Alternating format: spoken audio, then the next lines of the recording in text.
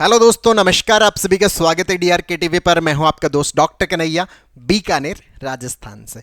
दोस्तों, बहुत सारे लोगों को बीपी का बहुत ज़्यादा डर लगता रहता है और ज़्यादातर यही डर लगता रहता है कि सर, जैसे हम अक्सर कहीं पर भी जाते हैं या किसी से भी बातचीत करते हैं, किसी भी डॉक्टर से मिलते हैं, तो वो कहते हैं कि आपको जो बीपी है ये मानसिक बीपी है, या आपको साइकोजेनिक बीपी है, या आपका एंजाइटी वाला बीपी है।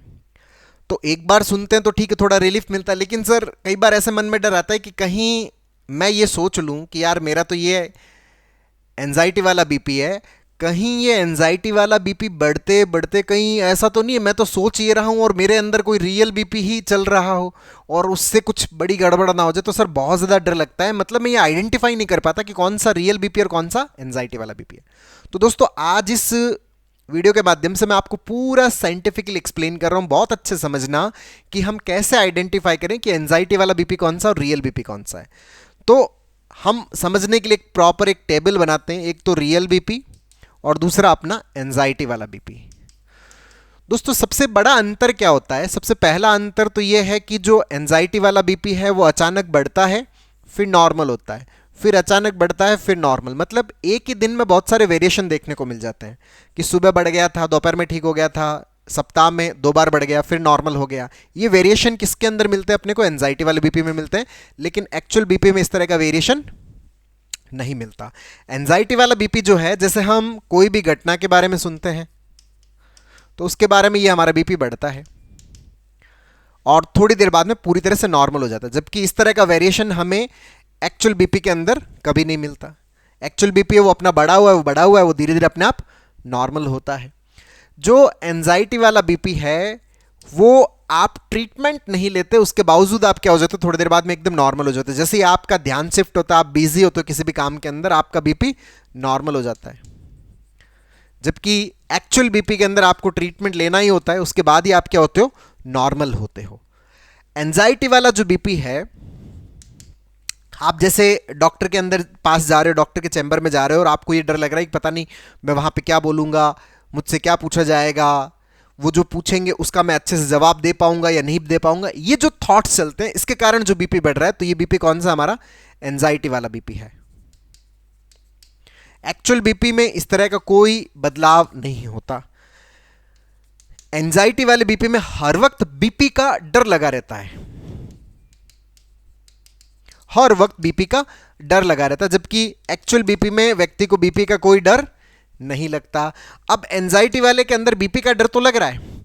अब यहां पर एंजाइटी वाले बीपी के अंदर जो बीपी का जो ट्रीटमेंट है, उस ट्रीटमेंट के अंदर भी डर लगा रहता है कि भैया इस ट्रीटमेंट का ये साइड इफेक्ट है, अगर मैंने ये ट्रीटमेंट लिया तो मेरे अंदर कहीं ये साइड इफेक्ट ना हो जाए। उसके चक्कर में वो जो बीपी का ट्रीटमेंट है वो नहीं ले पाते, जो एंजाइटी का बीपी है उसका ट्रीटमेंट नहीं ले पाते। मतलब ट्रीटमेंट से भी डर होता है, जबकि एक्चुअल बीपी में इस तरह का किसी भी प्रकार का ट्रीटमेंट से डर नहीं है। आप ट्रीटमेंट दो, हाँ दे दो सर, ले लेंगे, कोई दिक्कत नहीं, बीपी हाँ कोई दिक्कत नहीं है, लेकिन यहां पर ट्रीटमेंट से भी डर लगता है। अच्छा, एंजाइटी वाले बीपी के अंदर व्यक्ति इस डिलेमा में है कि मेरे बीपी से कोई गड़बड़ हो जाएगा तो मुझे ट्रीटमेंट लेना चाहिए। अच्छा, ट्रीटमेंट है तो ट्रीटमेंट के ये साइड इफेक्ट है, इसकी वजह से भी ये हो जाएगा, तो उसके चक्कर में ट्रीटमेंट नहीं ले रहा, तो ट्रीटमेंट नहीं ले रहा, तो ट्रीटमेंट नहीं ले रहा, तो उसकी वजह से कहीं कोई दिक्कत ना हो जाए, उसका भी हर वक्त डर बना रहता है। मतलब ट्रीटमेंट नहीं लिया तो ये जो बीपी है एंजाइटी वाला, इससे कोई दिक्कत ना हो जाए, इसका भी डर बना रहता है, ट्रीटमेंट ना लेने का।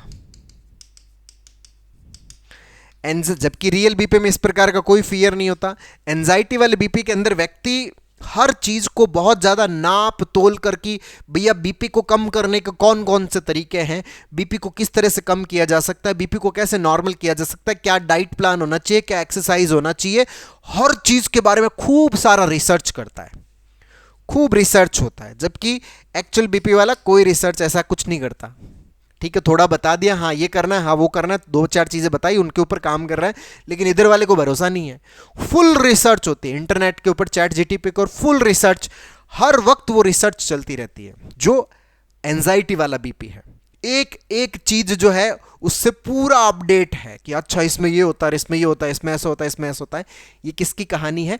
एंजाइटी वाले बीपी की है। एंजाइटी वाले बीपी में ये भी डर लगा रहता है, ये जो थॉट है ना कि सर ये जो बीपी है, मैं तो इसको क्या है कि एंजाइटी वाला बीपी समझ रहा हूं, और ये जो एंजाइटी वाला बीपी समझ रहा हूं, कहीं अंदर रियल वाला बीपी हो, कहीं उससे कोई बड़ी दिक्कत ना हो जाए, तो इस बात का भी डर लगा रहता है। ये जो डर है, तो ये डर भी किस वाला डर है? ये भी एंजाइटी वाला डर है, और ये भी एंजाइटी का बीपी है, जबकि एक्चुअल बीपी में इस प्रकार का कोई प्रॉब्लम नहीं होता। एंजाइटी वाले बीपी के अंदर हर वक्त एक डायलेमा बना रहता है, हर वक्त एक कंफ्यूजन बना रहता है। व्यक्ति सब कुछ पढ़ने के बावजूद भी हमेशा अनिर्णय की अवस्था में रहता है, कोई डिसीजन नहीं ले पाता, यार क्या करूं क्या नहीं करूं।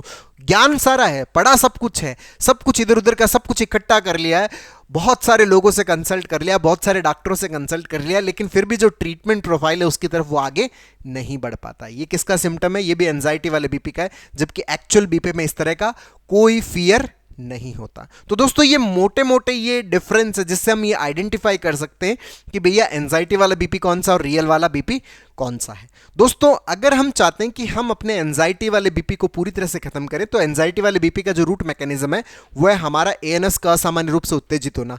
वो इसलिए असामान्य रूप से उत्तेजित होता है क्योंकि हमारे दिमाग में ऑटोमेटिक नेगेटिव थॉट्स आते हैं। ऑटोमेटिक नेगेटिव थॉट्स इसलिए आते हैं क्योंकि हमारे दिमाग के अंदर नेगेटिव पैटर्न्स बने हुए हैं। नेगेटिव पैटर्न्स को हमें क्या करना पड़ता है? सही करना पड़ता है, और पैटर्न्स को सही करने के लिए एक थेरेपी की जरूरत पड़ती है जिसको अपन सीबीटी बोलते हैं, कॉग्निटिव बिहेवियरल थेरेपी।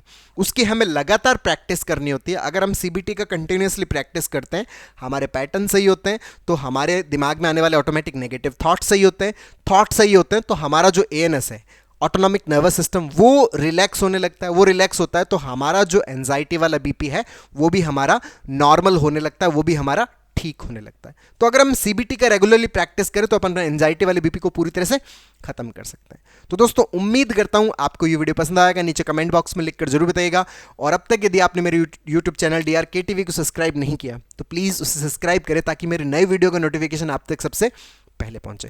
दोस्तों हम लोगों ने जो एंजाइटी है, जो बीपी है, इसका जो ओसीडी है, जो डिप्रेशन है, जो पैनिक है, इसको हम पूरी तरह से कैसे खत्म कर सकते हैं, इसके ऊपर एक स्टेप बाय स्टेप लर्निंग का एक पूरा सीबीटी का वर्कशॉप लॉन्च किया है, जिसका लिंक नीचे डिस्क्रिप्शन में, जिसको आप सीख करके अपनी साइकोलॉजिकल प्रॉब्लम्स को पूरी तरह से खत्म करने में बहुत अच्छे से मदद ले सकते हैं।